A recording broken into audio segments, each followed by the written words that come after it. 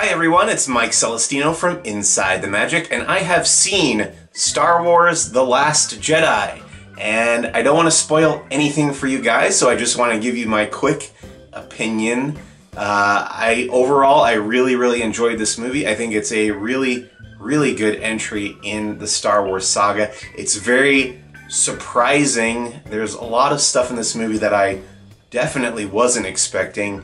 And I think those aspects are going to be talked about for a very long time. Another great thing that I want to say is that it's very different.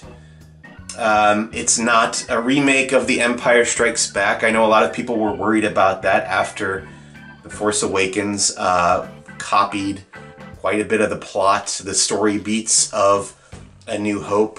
And this one does have those walkers, the not Imperial, the First Order AT-M6 guerrilla walkers, whatever.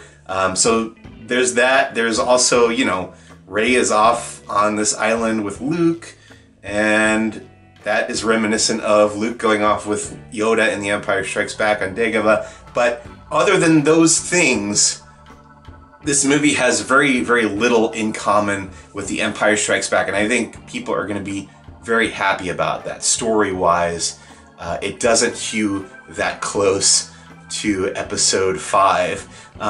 And the direction is incredible. I think Rian Johnson did a fantastic job. The visuals are gorgeous.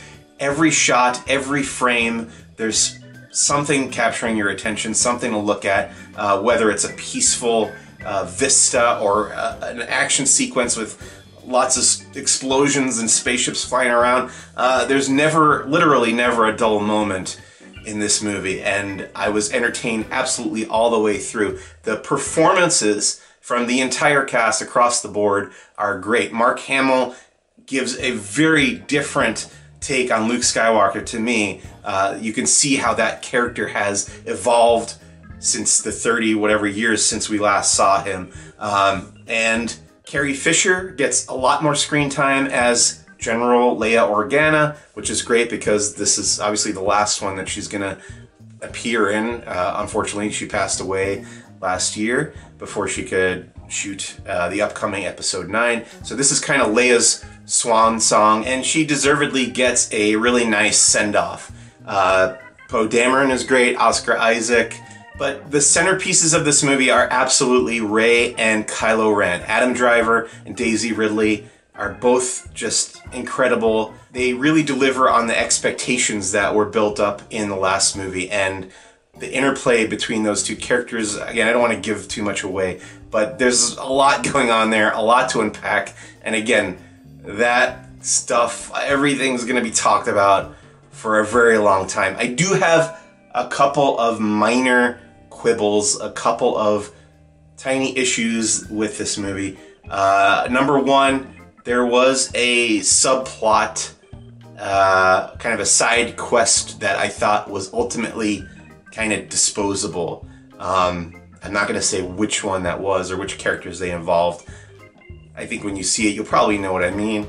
I think the problem was that they tried to give everybody something to do, and there were a lot of everybody's. There's a lot of characters in this movie. There's a lot going on. So cramming that all in, even at 2.5 hours, it still kind of felt crowded in there a little bit. Other than that, there's a few too many jokes, I thought. There are a couple even that push the boundaries of what I would consider the kind of joke that fits into a Star Wars movie. Something that I would see in like Spaceballs or something, you know? And those moments took me out of the movie a little bit. So I kind of wish they had reined that in a little. But other than that, I gotta say that Rian Johnson has delivered a movie that is unexpected, exciting, absolutely entertaining from start to finish, without a doubt. It's not boring at all. Don't worry about the length. As long as you go to the bathroom beforehand, you won't have a problem. Andy Serkis as Snoke. Snoke is terrifying and great and mysterious, and I don't want to say too much. I just don't want to ruin anything. So, you know, what else can I say except that I really liked it, and I think You guys are really going to like it too. It's not perfect. I didn't think it was perfect. I think the parts that work better than The Force Awakens. The parts that don't work feel a little silly to me, but the parts that don't work are very few and far between, so they didn't really do much to affect my enjoyment of the overall movie, which I thought was great. Star Wars The Last Jedi from Lucasfilm and Disney. It's coming out this Friday. As though you didn't know that already, you probably got 3 tickets already to see it this weekend. So check it out. This is Mike Celestino from Inside the Magic. Thank you so much for watching.